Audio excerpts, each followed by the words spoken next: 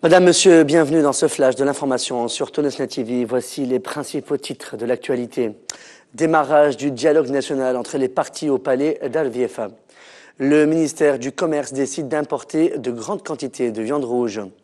Le CPR affirme que Souhi El-Badi s'est rendu en Chine en septembre 2012 après avoir été tiré au sort. Rassemblement de protestation devant le ministère de la Justice en soutien à Semil Fehri.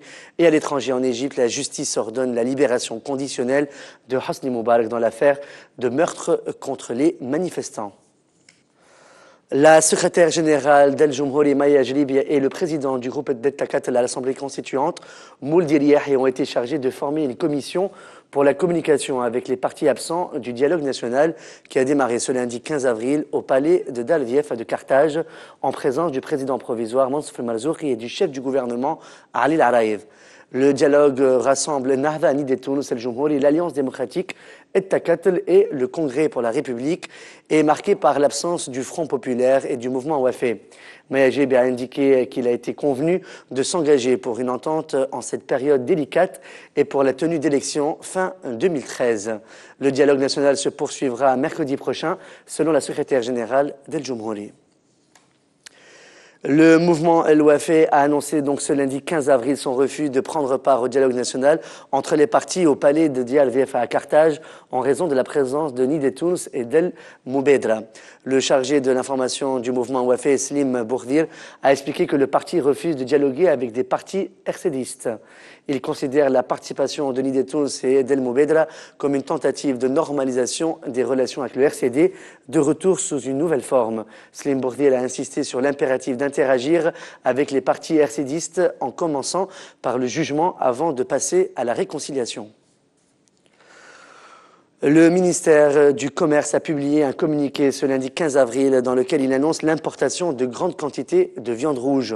Le ministère a appelé les entreprises qui souhaitent participer dans les opérations d'approvisionnement à prendre contact avec la Direction générale de la qualité et du commerce intérieur dans un délai ne dépassant pas le 18 avril.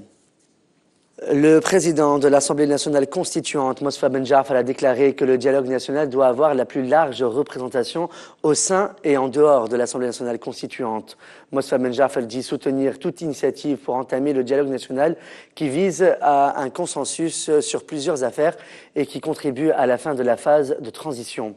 Le président de l'ANC a affirmé son adhésion à l'initiative lancée par l'UGTT et a appelé à son activation en lui fournissant les conditions nécessaires pour sa réussite. Les agents du contrôle économique relevant de la direction régionale du commerce de Tataouine ont saisi ce lundi 15 avril près de 72 000 œufs et 20 sacs d'orge fourragères. D'après un communiqué du ministère du Commerce publié ce lundi, l'opération a été effectuée en coordination avec les unités de la garde nationale. Le Congrès pour la République, le CPR, a précisé ce lundi 15 avril au sujet de la présence en Chine de Souhi El-Badi, sœur de la ministre des Affaires de la Femme, que son voyage remonte à septembre 2012 lorsque le Parti communiste chinois a invité des représentants des partis de la Troïka. D'après un communiqué publié ce lundi sur la page Facebook officielle du CPR, Souhi El-Badi est une militante active du parti qui occupe le poste de secrétaire général régional dans le gouvernorat de la Manouba.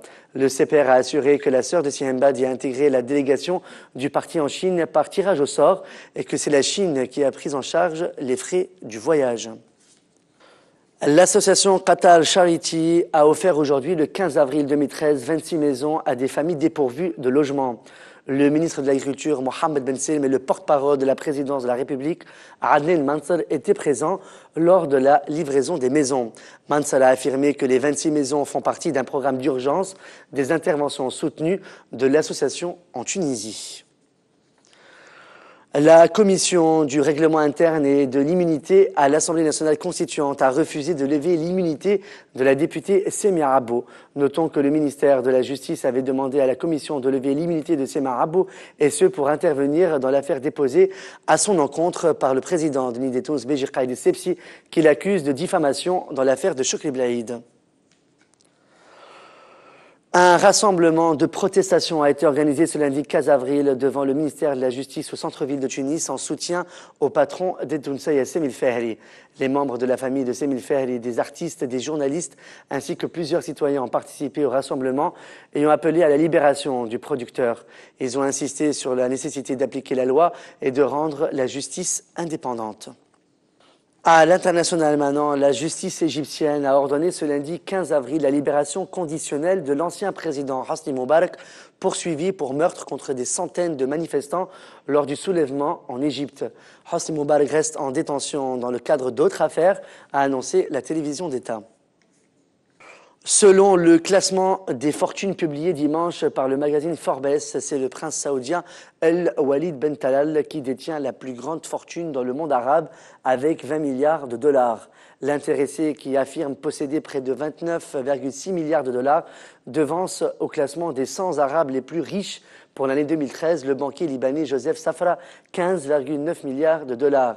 Le saoudien Mohamed El Amoudi est troisième du classement avec 13,5 milliards de dollars devant son compatriote Mohamed Ben Issa El Jabr, 7 milliards de dollars, et l'Égyptien Nassef Saouris avec 6,5 milliards de dollars.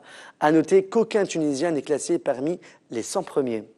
C'est la fin de ce flash de l'actualité sur Tunisnet TV. Merci de votre fidélité.